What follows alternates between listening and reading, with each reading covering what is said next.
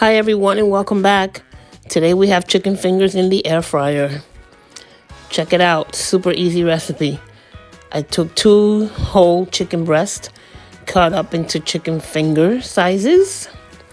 I marinated them with barbecue rubs of Latin Explosion and Asian Explosion by Chris Cooks Crazy. I lined my air fryer with aluminum foil to catch any drippings and make cleaning up easier, as you can see. Then I put about 2 tablespoons of oil to coat the chicken a bit. Placed it in the air fryer, cooked at 400 degrees for 20 minutes. Checking in at the 10-minute point halfway through. Looks pretty good. Flip, continue cooking. I probably took it out like 3 or 4 minutes before it finished the last 10 minutes. And there you have it.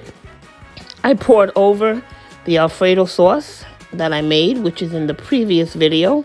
Check that one out if you'd like. This came out super, super delicious. Thank you for watching.